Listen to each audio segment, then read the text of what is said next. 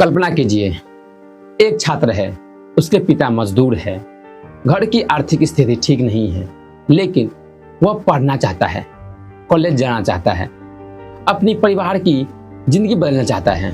फिर उसे पता चलता है कि सरकार स्कॉलरशिप दे रही है। वह खुशी खुशी फॉर्म भरने जाता है, सारे डॉक्यूमेंट्स अपलोड करता है, स्टेटस चेक करता है और कुछ दिन बाद उसके सामने एक मैसेज आता है, एप्लीकेशन रिजेक्टेड।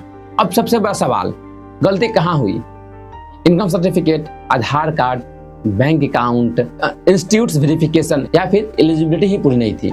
दोस्तों, हर साल लाखों छात्र के साथ यही होता है और इस वजह से आज की यह वीडियो शायद आपके लिए साल की सबसे महत्वपूर्ण वीडियो हो सकती है, क्योंकि आज हम एनएसपी स्कॉलरशिप 2026 की ऐसी कंप्लीट गाइडलाइन देखने वाले हैं जिसके बाद आपको दूसरी और वीडियो देखने की जरूरत ही नहीं पड़ेगी। Eligibility, documents, scholarship amount, application process, status tracking, rejection reason, payment timeline और 2026 के नए नियम, रूल्स, सब कुछ। तो वीडियो को अंत तक जरूर देखिए, क्योंकि बीच में छोड़ी गई जानकारी आपके स्कॉलरशिप में रुकावट डाल सकती है। तो वीडियो को अच्छे से एंजॉय करने के लिए आप वीडियो को 1.25x पर प्ले करके आराम से एंजॉय कीजिए। चलिए शुरू करते हैं। नमस्ते दोस्तों, अगर आप class 9th, 10th, class 11th, class 12th, diploma, ITI, BA, BSc, BCom, graduation, post graduation या फिर प्रोफेशनल कोर्स में पढ़ रहे हैं तो यह वीडियो आपके लिए बहुत ही इंपॉर्टेंट हो सकती है, क्योंकि आज हम बात करने वाले हैं नेशनल स्कॉलरशिप पोर्टल यानी कि एनएसपी 2026 की। और मैं आपको सिर्फ एप्लीकेशन प्रोसेस नहीं बताने वाला हूँ, बल्कि पूरा सिस्टम समझाने वाला हूँ कि स्कॉलरशिप मिलती कैसे है, रुकती क्यों है, रजिस्ट्रेशन क्यों होती है और फिर छात्रों का सबसे ज्यादा पूछने वाला सवाल क्या है, किन छात्रों को सबसे ज्यादा फायदा मिलती है। चैप्टर 1, एनएसपी आखिर क्या है। दोस्तों, बहुत सारे छात्र यह समझते हैं कि एनएसपी को स्कॉलरशिप कहते हैं, लेकिन यह सच नहीं है।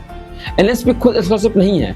एनएसपी एक पोर्टल है जहां भारत सरकार की कई स्कॉलरशिप स्कीम्स एक जगह पर उपलब्ध है। यानी कि अगर पहले आपको अलग अलग वेबसाइट पर जाना पड़ता था, अलग अलग फॉर्म भरने पड़ते थे, अलग अलग डिपार्टमेंट के चक्कर लगाने पड़ते थे, और अब सब चीज एक पोर्टल पर ही उपलब्ध है। नेशनल स्कॉलरशिप पोर्टल भारत सरकार द्वारा संचालित एक ऑफिशियल डिजिटल प्लेटफॉर्म है। यह डिजिटल इंडिया इनिशिएटिव और नेशनल ई गवर्नेंस प्लान का हिस्सा है। इस पोर्टल पर central government, state government, UGC, AICTE और कई सारे अन्य डिपार्टमेंट की स्कॉलरशिप भी उपलब्ध है। आखिर सरकार ने एनएसपी बनाया है क्यों? यहाँ पर एक बहुत जरूरी समस्या थी। पहले स्कॉलरशिप प्रोसेस में काफी डिले होते थे, कई बार पैसे बीच में ही अटक जाते थे, वेरिफिकेशन में समय लगता था, स्टूडेंट को कई बार ऑफिस जाना पड़ता था और कई सारे मामलों में ट्रांजैक्शन भी नहीं होते थे। फिर सरकार ने एक सेंट्रलाइजेशन सिस्टम बनाया जिसका नाम रखा गया नेशनल स्कॉलरशिप पोर्टल। इसका उद्देश्य था एक पोर्टल, एक रजिस्ट्रेशन, एक ट्रैकिंग सिस्टम और एक डायरेक्ट पेमेंट। एनएसपी के सबसे बड़े फायदे, एक ही पोर्टल पर सभी मेजर स्कॉलरशिप उपलब्ध है। दूसरा फायदा, ट्रांजैक्शन प्रोसेस।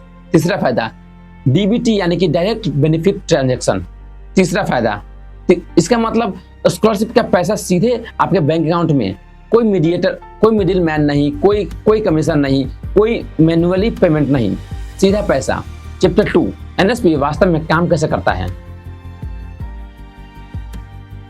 और यहाँ पर एक ऐसी चीज है जो अधिकांश छात्रों को समझ नहीं आती। उसे लगता है कि फॉर्म भरा, स्कॉलरशिप मिल जाएगी, लेकिन असली प्रोसेस इसके बाद ही कहीं खड़ी होती है। आइए पूरा फ्लो में समझते हैं। सबसे पहले OTR रजिस्ट्रेशन, फिर लॉगिंग, फिर एप्लीकेशन फॉर्म, फिर डॉक्यूमेंट अपलोड, इंस्टीट्यूट वेरिफिकेशन, फिर डिस्ट्रिक्ट वेरिफिकेशन, फिर PFMS प्रोसेसिंग और अंत में DBT पेमेंट, यानी कि स्कॉलरशिप आपके अकाउंट में है। अब आप सोच रहे होंगे PMFS क्या है। चिंता मत कीजिए, उस पर भी आगे चल के हम विस्तार से बात करने वाले हैं। चैप्टर 3, एनएसपी स्कॉलरशिप 2026 में सबसे बड़ा बदलाव। अब बात करते हैं उस हिस्से पर जिसके कारण 2026 का एनएसपी पहले की काफी अलग हो गया है, और यही सबसे ज्यादा छात्र गलती भी करते हैं। रूल 1, OTR मैंडेटरी है। सबसे बड़ा बदलाव, अब वन टाइम रजिस्ट्रेशन यानी कि OTR सभी एप्लीकेशन के लिए मैंडेटरी है। बिना OTR के आप कोई भी एप्लीकेशन आगे नहीं जाएगा। भले बहुत सारे छात्र को सीधा फॉर्म भरने की कोशिश करते थे, अब ऐसा नहीं होगा। सबसे पहले OTR, फिर बाकी प्रोसेस। रूल 2, आधार कार्ड वेरिफिकेशन। अब आधार कार्ड वेरिफिकेशन लगभग सब मेजर स्कीम में जरूरी हो गई है।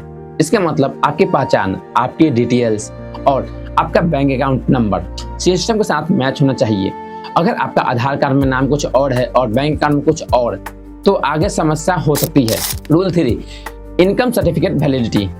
पहले कई जगह पर मैन्युअली वेरिफिकेशन होते थे, लेकिन अब कई मामले में इनकम सर्टिफिकेट स्टेट्स डाटाबेस के माध्यम से वैलिड किया जा रहा है। मतलब गलत सर्टिफिकेट अपलोड किया तो सिस्टम खुद ब खुद पकड़ सकता है। Rule 4, 1 merit list plus 1 welfare scholarship rule. यह 2026 का सबसे प्रचलित बदलाव है। अब एकेडमिक ईयर 2026-27 में स्टूडेंट एक मेरिट बेस्ड स्कॉलरशिप और एक वेलफेयर बेस्ड स्कॉलरशिप दोनों के लिए एलिजिबल हो सकता है, यानी पहले की तुलना में ज्यादा अवसर। लेकिन इस रूल को सही तरीके से समझना जरूरी है। Rule 5, time bound verification. अब इंस्टीट्यूट वेरिफिकेशन और डिस्ट्रिक्ट वेरिफिकेशन के लिए फिक्स टाइम रखी जा रही है, यानी कि वेरिफिकेशन को अनिश्चित समय तक पेंडिंग नहीं रखी जा सकती। Rule 6, digi locker integration. अब कई बेसिक्स डिटेल्स डिजी लॉकर से ऑटो पैचअप हो सकते हैं। इससे फॉर्म भरने में समय कम लगेगा और मैन्युअली एरर भी कम होगी।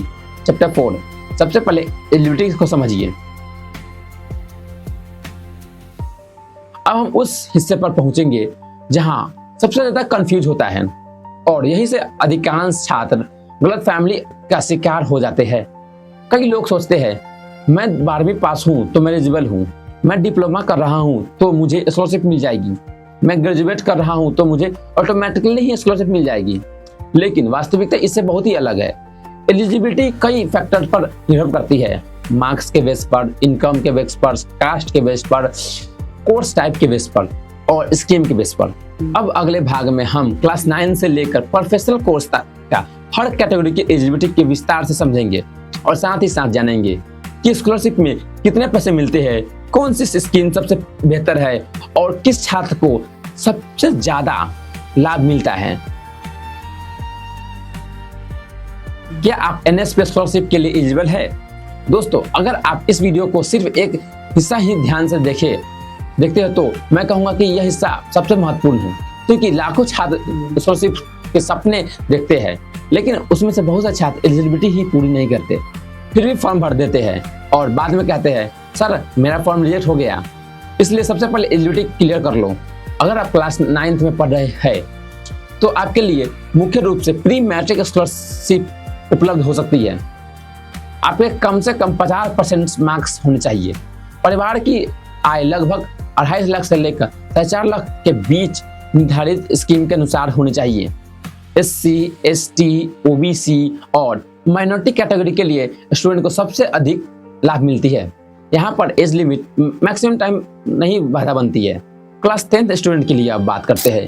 अगर आप क्लास 10th में है तो भी आपको प्री मैट्रिक स्कॉलरशिप महत्वपूर्ण विकल्प है, लेकिन यहाँ एक शर्त और जुड़ जाती है। आपको क्लास 9th सक्सेसफुली पास करनी होगी। मिनिमम मार्क्स रिक्वायरमेंट लगभग 50% रहनी चाहिए। इनकम सर्टिफिकेट स्कीम के अनुसार लागू होने चाहिए। क्लास 11th के स्टूडेंट बात करते हैं। अब कहानी थोड़ी बदल जाती है, क्योंकि क्लास 11th से कई स्टूडेंट पोस्ट मैट्रिक कैटेगरी में आ जाते हैं। यहाँ भी मिनिमम 50% मार्क्स की आवश्यकता होती है और क्लास 10th पास होना जरूरी है। क्लास 12th स्टूडेंट की बात करें तो अब आते हैं उस कैटेगरी पर जिसके बारे में सबसे ज्यादा क्वेश्चन पूछे जाते हैं। क्लास 12th स्टूडेंट, यहीं से सेंट्रल सेक्रेटरी स्कॉलरशिप का नाम ज्यादा सुनाई देते हैं और यहीं से सबसे बड़ी गलत फैमिली भी होती है। बहुत सारे स्टूडेंट सोचते हैं 50% मार्क है तो स्कॉलरशिप मिल जाएगी, लेकिन सेंट्रल सेक्टर स्कॉलरशिप के लिए स्थिति अलग है। यहाँ क्लास 12th में लगभग 80% मार्क्स होने चाहिए। इनकम लिमिट 4.5 लाख तक हो सकती है और यही अधिकांश एप्लीकेशन पहली बार में फिल्टर होते हैं।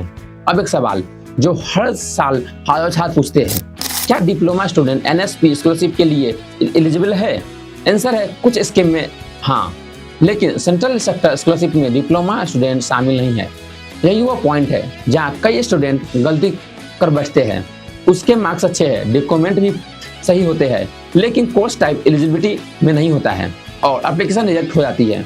ITI स्टूडेंट के लिए भी स्टेट्स बेस्ड और सेंट्रल बेस्ड स्कॉलरशिप उपलब्ध हो सकते हैं। यहाँ सामान्य 50% से लेकर 60% मार्क्स की रिक्वायरमेंट देखी जाती है। इनकम सर्टिफिकेट भी स्कीम के अनुसार लागू होते हैं। अगर आप बीए कर रहे हैं तो आपके लिए सेंट्रल सेक्टर स्कॉलरशिप दोनों महत्वपूर्ण हो सकते हैं। पोस्ट मैट्रिक में लगभग 50% मार्क्स प्राप्त हो सकते हैं, लेकिन सेंट्रल सेक्टर में क्लास 12 को 80% मार्क्स का कैटेगरी का इंपोर्टेंस होता है। अब एक बात हमेशा याद रखना, कोर्स रेगुलर होना चाहिए। बीएस स्टूडेंट के लिए भी लगभग यह नियम लागू होते हैं। यदि आप course science based professional nature का है तो कुछ अतिरिक्त अपॉर्चुनिटी भी मिल सकती है। बीकॉम स्टूडेंट को भी रेगुलर कोर्स रिक्वायरमेंट का ध्यान रखना होगा। डिस्टेंस कोर्स चुनने वाले स्टूडेंट्स कई स्कीम में एलिजिबल नहीं होते हैं। अब यहाँ एक कॉमन मिस्टेक होती है। बहुत सारे स्टूडेंट्स ग्रेजुएशन तक कर रहे होते हैं लेकिन कोरस्पॉन्डिंग मोड में और बाद में स्कॉलरशिप न मिलते पर परेशान होते हैं। इसलिए कोर्स टाइप हमेशा वेरीफाई करें। पीजी स्टूडेंट्स के लिए भी कई सारे स्कॉलरशिप उपलब्ध है। कुछ स्कॉलरशिप में लगभग 20,000 प्रति वर्ष तक सहायता मिल सकती है, लेकिन एलिजिबिलिटी स्कीम स्पेसिफिक होती है।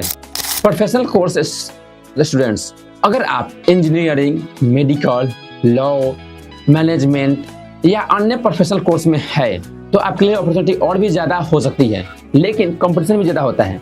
चैप्टर 6 कौन कौन से स्कीम एनएसपी पर उपलब्ध है। अब आते हैं उस सवाल पर जो हर स्टूडेंट के दिमाग में होता है, आखिर पैसा कितना मिलेगा। चलिए इसे समझते हैं एक ब्रीफ और आसान तरीके से। Central sector scholarship of scheme या एनएसपी की सबसे चर्चित स्कॉलरशिप में से एक है। यह मिनिस्ट्री ऑफ एजुकेशन द्वारा संचालित होती है। एलिजिबिलिटी, क्लास 12 में लगभग 80% मार्क्स, इनकम आपको 4.5 लाख तक का, अमाउंट आपको 10,000 से लेकर 20,000 तक प्रति वर्ष मिलेगी। बेनिफिट्स में tuition supports, maintenance allowances, renewal की अगर बात करें तो 50% मार्क्स और 75% attendance. Pre matric scholarship for SC students targeted class 9 से लेकर क्लास 12, मिनिमम मार्क्स आपको 50%। इनकम सर्टिफिकेट की बात करें तो आपको करीबन 2.5 लाख प्रति वर्ष तक सर्टिफिकेट होना चाहिए। अमाउंट की अगर बात करें तो 10,000 से लेकर 20,000 तक प्रति वर्ष आपको मिलेगी। इसमें post matric scholarship for SC students, graduation और पीजी स्टूडेंट्स, अमाउंट 15,000 से लेकर 40,000 प्रति वर्ष। यह कई छात्रों के लिए बड़ी आर्थिक सहायता हो सकती है। Top class education for SC students, यह स्कीम बेहद महत्वपूर्ण है। अगर स्टूडेंट किसी भी इम्प्लांटेड स्टूडेंट में पढ़ रहे हैं तो उसे फुल फी सपोर्ट, लिविंग एक्सपेंसेस और अन्य बेनिफिट्स मिलते हैं। अमाउंट की अगर बात करें तो लगभग 20,000 से लेकर 50,000 प्रति वर्ष मिल सकती है। माइनॉरिटी स्टूडेंट के लिए महत्वपूर्ण scheme. Eligibility 50% marks, income 4.5 lakh तक का। अमाउंट की अगर बात करें तो 10,000 से लेकर 25,000 प्रति वर्ष। Post matric scholarship for OBC students, OBC student के लिए बड़ी स्कीम है। अमाउंट आपको इसमें अमाउंट मिलेगी 15 से लेकर 35,000 प्रति वर्ष। फी रिइंबर्समेंट, मेंटेनेंस सपोर्ट दोनों ही शामिल होते हैं इसमें। National scholarship for PWD students, यह स्कीम दिव्यांग विद्यार्थियों के लिए स्पेशली बनी है। यहाँ केवल पैसे ही नहीं बल्कि स्पेशल असिस्टेंस भी उपलब्ध होते हैं। यूजीसी स्कॉलरशिप, यूजी और पीजी स्टूडेंट्स के लिए अमाउंट इसमें आपको देखने को मिलेगी 10,000 से लेकर 30,000 प्रति वर्ष। कंटिन्यूसली एनरोलमेंट आवश्यक होती है इसमें। AICT स्कॉलरशिप की बात करें तो टेक्निकल और डिप्लोमा स्टूडेंट्स के लिए बहुत ही महत्वपूर्ण है ये स्कीम। एलिजिबिलिटी की इसमें बात करें तो आपको कम से कम लगभग 50% मार्क्स इसमें होने चाहिए और इनकम लिमिट की अगर बात करें इसमें तो 8 लाख प्रति वर्ष के अंदर होने चाहिए। इसमें आपको पढ़ाई के लिए स्कॉलरशिप मिल सकती है 25,000 से लेकर 50,000 प्रति वर्ष, यानी कि कई स्टूडेंट्स को पूरी की पूरी एकेडमिक ईयर खर्च निकल सकता है इससे। अब चैप्टर 7 रिन्यूअल रूल्स को हल्के में मत लीजिए। अब मैं आपको एक ऐसी गलती बताता हूं जो हजारों छात्र हर साल करते हैं। उन्हें स्कॉलरशिप मिल जाती है लेकिन अगले ही साल रिन्यूअल रिजेक्ट हो जाती है। आखिर क्यों? क्योंकि उन्होंने सोचा एक बार स्कॉलरशिप मिल गई तो हर बार आसानी से स्कॉलरशिप मिल जाएगी, लेकिन ऐसा नहीं होता है। रिन्यूअल के लिए कम से कम आपको 50% मार्क्स और 75% अटेंडेंसी बहुत इंपॉर्टेंट होती है और अगर अटेंडेंसी गिर गई तो स्कॉलरशिप भी जा सकती है। अगर मार्क्स 50% से नीचे चले आए तो रिन्यूअल रुक सकती है और रिन्यूअल ऑनलाइन डेडलाइन नॉर्मली 31 अक्टूबर तक रखी जाती है, जबकि प्रिंट आउट सबमिशन लगभग 10 नवंबर तक की जा सकती है। और यही शुरू होते हैं कहानी के सबसे बड़ा खतरनाक हिस्सा, डॉक्यूमेंट्स, जहां हजारों एप्लीकेशन रिजेक्ट होती है। अगले पाठ में हम आधार कार्ड से लेकर income certificate, bank passbook, bonafide certificate, document certificate, photography, complete application process को स्टेप बाय स्टेप समझेंगे। स्कॉलरशिप मिलने से पहले सबसे बड़ा युद्ध, डॉक्यूमेंट का युद्ध। मैं आपको एक ऐसी सच्चाई बताता हूँ, एनएसपी में सबसे ज्यादा एप्लीकेशन एलिजिबिलिटी की वजह से रिजेक्ट नहीं होता, बल्कि डॉक्यूमेंट की वजह से होती है। जी हाँ, कई सारे स्टूडेंट एलिजिबल तो होते हैं, मार्क्स भी सही होते हैं, इनकम लिमिट भी सही होती है, लेकिन एक छोटी सी डॉक्यूमेंट मिस्टेक और पूरा एप्लीकेशन खतरे में पड़ जाता है। इसलिए अब हम एक एक करके डॉक्यूमेंट्स को डिटेल में समझेंगे। सबसे पहला और सबसे महत्वपूर्ण डॉक्यूमेंट, 2026 में आधार कार्ड का महत्व पहले से ज़्यादा हो चुका है। क्यों? क्योंकि अब आधार कार्ड वेरिफिकेशन कई स्कीम में मैंडेटरी है। लेकिन यहाँ सबसे बड़ी गलती क्या होती है, स्टूडेंट का नाम आधार कार्ड में कुछ और, बैंक कार्ड में कुछ और होता है और स्कूल में रिकॉर्ड में कुछ और होता है, और फिर डीबीटी पेमेंट रुक जाती है, यानी कि स्कॉलरशिप प्रोवाइड होने के बाद भी पैसा नहीं आता। इसलिए सबसे पहले तीनों जगह पर अपना नाम मैच कर लो, तीनों जगह पर नाम परफेक्टली मैच होना चाहिए। अब इनकम सर्टिफिकेट, अब आते हैं उस डॉक्यूमेंट पर जो सबसे ज़्यादा रिजेक्ट होने का कारण बनता है, इनकम सर्टिफिकेट। बहुत सारे स्टूडेंट पिछले साल का सर्टिफिकेट अपलोड कर देते हैं, कुछ स्टूडेंट का गलत अथॉरिटी से बना हुआ सर्टिफिकेट अपलोड कर देते हैं, और कुछ स्टूडेंट तो एक्सपायर्ड सर्टिफिकेट अपलोड कर देते हैं। फिर सिस्टम रिजेक्शन कोड जनरेट कर देता है और स्कॉलरशिप रुक जाती है। याद रखिए, income certificate current financial year का होना जरूरी है। अब कास्ट सर्टिफिकेट, अगर आप SC, ST, OBC या माइनॉरिटीज स्कॉलरशिप के लिए अप्लाई कर रहे हैं तो यह डॉक्यूमेंट बहुत महत्वपूर्ण होगी। लेकिन यहाँ पर सबसे कॉमन मिस्टेक क्या होती है, स्पेलिंग मिसमैच। उदाहरण के लिए आधार कार्ड में रितेश कुमार और कास्ट सर्टिफिकेट में रितेश के आप, बस वहीं से प्रॉब्लम शुरू हो जाती है। इसलिए हर कैरेक्टर मैच होनी चाहिए। आप सर्टिफिकेट भरते समय, बनवाते समय ध्यान रखिए कि कौन सा स्पेलिंग मिस है, हर चीज़ मैच होनी चाहिए। बैंक पासबुक, अब आते हैं उस डॉक्यूमेंट पर जो स्कॉलरशिप मिलने और ना मिलने के बीच का बड़ा हिस्सा है, बैंक पासबुक। यहाँ तीनों बड़ी गलती होती है। पहला, अकाउंट स्टूडेंट्स के नाम का नहीं होता है। दूसरा, IFSC कोड गलत भराता है। और तीसरा, अगर बात करें तो बैंक अकाउंट और आधार कार्ड शेडिंग नहीं होता है, और यही सबसे बड़ा कारण है पेमेंट पीरियड का। क्लास 10th मार्कशीट, अगर आप पोस्ट मैट्रिक रिसीट के लिए अप्लाई कर रहे हैं तो क्लास 10th मार्कशीट महत्वपूर्ण हो सकती है। लेकिन यहाँ स्टूडेंट अक्सर ब्लर फोटो अपलोड कर देते हैं, मार्क्स दिखाई नहीं देते और वेरिफिकेशन रुक जाती है।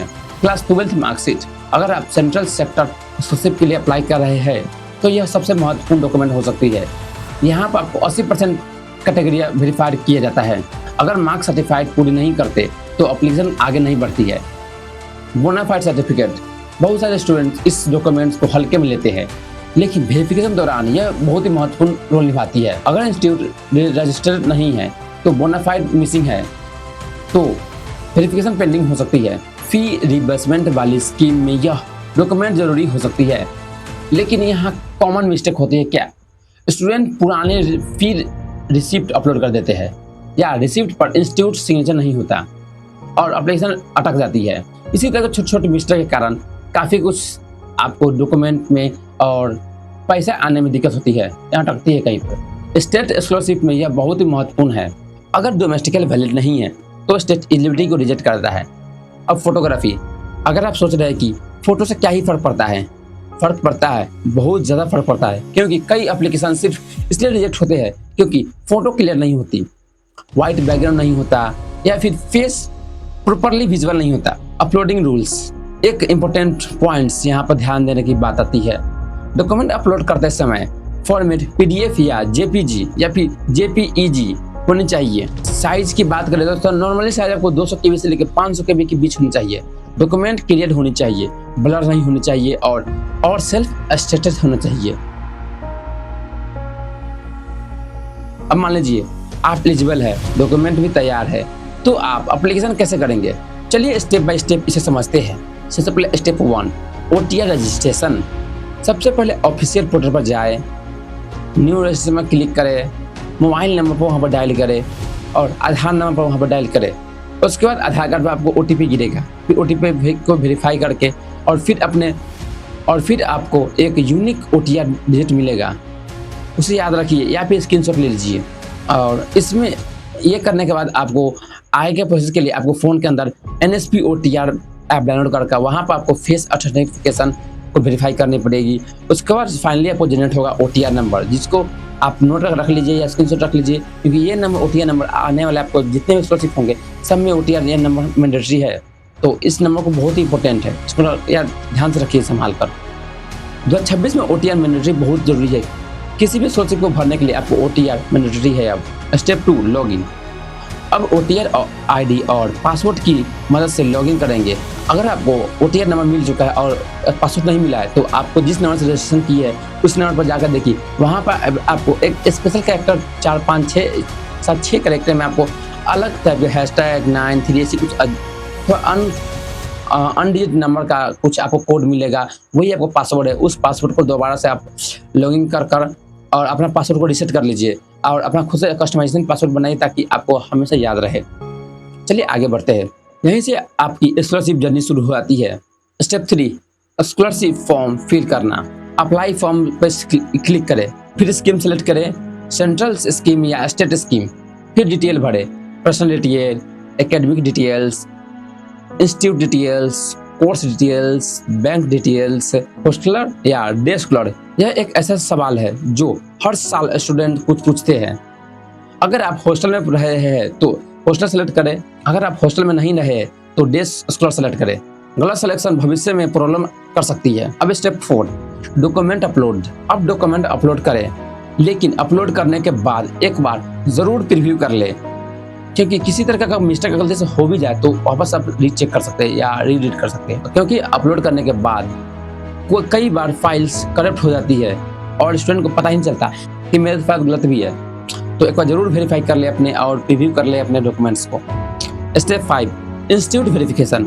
अब एप्लीकेशन को आपके कॉलेज या स्कूल तक पहुंचा दी जाती है।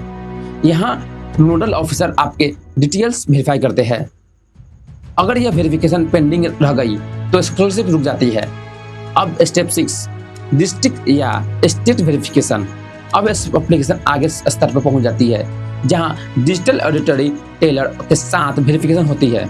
यहीं पर कई सारे एप्लीकेशन रिजेक्ट होते हैं। Step 7, final submission. अब फाइनल सबमिशन पर क्लिक करें, एप्लीकेशन नंबर नोट करें, प्रिंट आउट डाउनलोड करके और सिग्नेचर करना बिल्कुल ना भूलें, क्योंकि अगर सिग्नेचर मिस होना भी एक रिजेक्ट का कारण बन सकती है। अब सबसे रोमांचक हिस्सा, स्टेटस कैसे चेक करें। ये कोई वास्तविक स्टेटस नहीं है, ये आपका स्कॉलरशिप का स्टेटस है, क्योंकि यहाँ स्टूडेंट रोज लॉगिन करते हैं, और स्टेटस देखते रहते हैं। कभी कभी 10 दिन के बाद और कुछ स्टूडेंट तो 20 दिन के बाद, और फिर कहते हैं सर मेरा स्टेटस चेंज ही नहीं हो रहा है। लेकिन स्टेटस का मतलब समझना बहुत जरूरी है। वास्तविक स्टेटस में और स्कॉलरशिप स्टेटस में बहुत ही फर्क होता है। इंस्टीट्यूट वेरिफिकेशन का मतलब होता है कॉलेज में वेरिफिकेशन चल रही है, अभी आपका एप्लीकेशन आगे अभी नहीं बढ़ चुकी है, अभी आपका एप्लीकेशन कॉलेज में ही वेरीफाई हो रही है। एप्लीकेशन पेंडिंग का मतलब होता है कि अभी प्रोसेस में चल रही है, घबराने की जरूरत नहीं है, जरा पैनिक मत हो जाइए। उसके बाद एप्लीकेशन को सेंड कर दिया जाता है PMFS के यहाँ। अब आपका एप्लीकेशन पेमेंट प्रोसेसिंग स्टेज में पहुँच चुकी है। यह बहुत ही अच्छी खबर है। पेमेंट फेल्ड, अब यह समस्या आती है आपको आगे, और इसके पीछे कॉमन कारण हो सकते हैं, जैसे कि wrong IFSC code, Aadhaar seeding failure, bank account student के नाम पर ना होना। स्टेटस ब्लैंक क्यों होता है? यह NSP का सबसे फेमस क्वेश्चन है। हर साल लाखों स्टूडेंट पूछते हैं स्टेटस ब्लैंक क्यों है आखिर। अधिकतर मामलों में ये सब कारण हो सकते हैं, जैसे कि portal updates, temporary glitch, server synchronisation. इसलिए तुरंत पैनिक में मत आइए। अब आते हैं एलिजिबिलिटी समझ लिए। अब तक आपने एलिजिबिलिटी समझ लिया है, स्कॉलरशिप स्कीम समझ ली है, डॉक्यूमेंट समझ लिया है और एप्लीकेशन प्रोसेस भी समझ लिया है। लेकिन अब सबसे बड़ा खतरनाक हिस्सा बाकी है, टॉप 25 रिजेक्शन। मतलब आपको टॉप 25 रिजेक्शन हम बताएंगे जिसके कारण आपका एप्लीकेशन रिजेक्ट होता है। यहीं पर हजारों स्टूडेंट की स्कॉलरशिप रुक जाती है। और अगले पार्ट में हम रिजेक्शन रीजन को रियल एग्जाम्पल के साथ समझेंगे। टॉप रिजेक्शन रीजन जिसकी वजह से हजारों स्टूडेंट्स स्कॉलरशिप खो देते हैं। दोस्तों, अब हम आपको एनएसपी का सबसे कड़वा सच बताने वाले हैं। हर साल लाखों स्टूडेंट अप्लाई करते हैं, लेकिन उनमें सबसे बड़ी संख्या रिजेक्ट हो जाती है। और सबसे बड़ी दुखद बात क्या है? अधिकांश एप्लीकेशन किसी बड़ी गलती की वजह से नहीं होते रिजेक्ट, बल्कि छोटी छोटी और लापरवाही की वजह से रिजेक्ट होते हैं। आइए हम एक एक करके हर रीजन को समझते हैं। रीजन नंबर 1, ओटीआर कंप्लीट नहीं किया। 2026 में ओटीआर मैंडेटरी है। अगर आप ओटीआर कंप्लीट नहीं हुआ तो एप्लीकेशन आगे नहीं बढ़ेगा। Reason second, expired income certificate. बहुत सारे स्टूडेंट्स पुराना सर्टिफिकेट अपलोड कर देते हैं, सिस्टम वेरिफिकेशन में यह पकड़ लिया जाता है और एप्लीकेशन रिजेक्ट कर दिया जाता है। Reason third, institute NSP registration नहीं है। अगर आप एलिजिबल है, मार्क्स भी अच्छे हैं, डॉक्यूमेंट भी सही है, आपके पास पूरा का पूरा डॉक्यूमेंट आपके पास है, लेकिन आपका कॉलेज एनएसपी पर रजिस्ट्रेशन नहीं है और इसी कारण स्कॉलरशिप रुक जाती है। Reason 4, Aadhaar card seeding failure. यह पेमेंट फेलियर का सबसे बड़ा कारण है। आधार कार्ड और बैंक लिंक नहीं है तो डीबीटी नहीं होता है। Reason 5, caste certificate mismatch. नाम में छोटी सी स्पेलिंग एरर और प्रॉब्लम बड़ी बन सकती है। रीजन 7, बैंक अकाउंट स्टूडेंट्स के नाम पर नहीं होती है। बैंक अकाउंट स्टूडेंट्स के नाम पर नहीं, बल्कि बहुत सारे अकाउंट्स तो माता या पिता के नाम पर होते हैं और पेमेंट यहीं पर रुक जाती है। रीजन 7, मार्क्स से डिटेल मैच नहीं होती। फॉर्म में आपको 78% है, मार्क्सिट में आपको 76% है और इसी की वजह से वेरिफिकेशन में तुरंत पकड़ लिया जाता है। रीजन 8, 80% कैटेगरियाँ पूरी नहीं होती। सेंट्रल सेक्टर स्कॉलरशिप के लिए सबसे बड़ा फिल्टर यही है। रीजन 9, फैमिली इनकम 4.5 लाख से ज़्यादा होती है। इनकम लिमिट क्रॉस करते ही एलिजिबिलिटी खत्म हो जाती है। Reason 10, distance course. बहुत सारे स्कीम्स केवल रेगुलर स्टूडेंट्स के लिए ही होते हैं। रीजन 11, पहले से ही दूसरे स्कॉलरशिप मिल रही है और कुछ स्कीम्स में डबल बेनिफिट्स अलाउंसेस नहीं होते हैं। Reason 12, incomplete application. बस एक फील्ड खाली और आपका पूरा फॉर्म रिस्क में। Reason 13, blurred documents. Verification officer document पढ़ ही नहीं पा रहे हैं, एप्लीकेशन रुक जाती है इसी की वजह से। Reason 14, document size limit cross. 500 के से बड़ा फाइल साइज अगर फेलियर का कारण बन सकती है। Reason 15, wrong IFSC code. Scholarship provided है लेकिन पेमेंट फेल आखिर क्यों होती है? गलत आईएफएससी कोड की वजह से। रीजन 16, अटेंडेंसी कम से कम आपको 75% होनी चाहिए, इसी की वजह से रिन्यूअल रुक जाती है। रीजन 17, मार्क्स 50% से कम, renewal central fail. Reason 17, marks 50% से कम, renewals category fail. Reason 18, last date miss. ये सबसे दुखद रिएक्शन होती है क्योंकि यहाँ पर एलिजिबिलिटी नहीं, यहाँ पर टाइमिंग हार जाती है। Reason 19, wrong course year. System student को वेरीफाई नहीं कर पाता है। अगर आप रॉन्ग कोर्स ईयर भरते हैं तो सिस्टम आपको आपके कोर्स को वेरीफाई नहीं कर पाता है। Reason 20, wrong roll number. Institute verification में प्रॉब्लम होती है। रीजन 21 की बात करें तो individual domestical state scholarship reject हो सकती है इसकी वजह से। Reason 22, bonafide certificate mismatch, verification में पेंडिंग कर सकती है इसकी वजह से। Reason 23, old fee receipt, fee reimbursement रुक सकती है इसकी वजह से आपकी। रीजन 25, वाइट बैकग्राउंड नहीं होते हैं, कई एप्लीकेशन डॉक्यूमेंट स्टेज में अटक जाती है। रीजन 25, प्रिंट आउट पर सिग्नेचर नहीं है, छोटी सी गलती लगती है आपको पर बहुत बड़ा नुकसान कर सकती है इसकी वजह से। चैप्टर 12, अब बात करते हैं उन सवालों की जो लाखों स्टूडेंट हर बार पूछते हैं।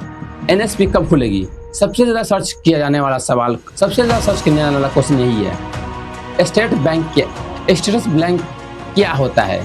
दूसरा ज्यादा सबसे फेमस सवाल। ओटीआर कैसे करें? हर नए एप्लीकेशन का पहला सवाल। इनकम सर्टिफिकेट कहाँ बनवाना है? विशेषकर रूरल स्टूडेंट्स यह सवाल ज़्यादा पूछते हैं। पेमेंट फेल क्यों होता है? और यह सवाल तब तक पूछ जाता है जब तक स्कॉलरशिप प्रोवाइडेड होने के बाद भी पैसा नहीं मिल पाती। रिन्यूअल कैसे करें? 80% मार्क्स रिक्वायरमेंट क्या है? डिप्लोमा स्टूडेंट एलिजिबल है या नहीं है? आधार कार्ड सीडिंग कैसे करें? कास्ट सर्टिफिकेट मिसमैच कैसे ठीक करें? चैप्टर 13, रिसर्च के अनुसार सबसे कॉमन प्रॉब्लम है blank status, payment fail, verification pending, OTR name mismatch, form rejection. यानी स्कॉलरशिप से सबसे बड़ी लड़ाई एलिजिबिलिटी नहीं है, डॉक्यूमेंट और वेरिफिकेशन है। चैप्टर 14। अब बात करते हैं उन अपडेट्स की जो हर स्टूडेंट की उनको पता होनी जरूरी है। OTR मैंडेटरी है अब सभी एप्लीकेशन के लिए। OTR मैंडेटरी अब सभी एप्लीकेशन के लिए यह जरूरी है। Aadhaar card link, bank account mandatory, payment के लिए बेहद जरूरी है। Aadhaar card link bank account के लिए, पेमेंट के लिए बहुत जरूरी है।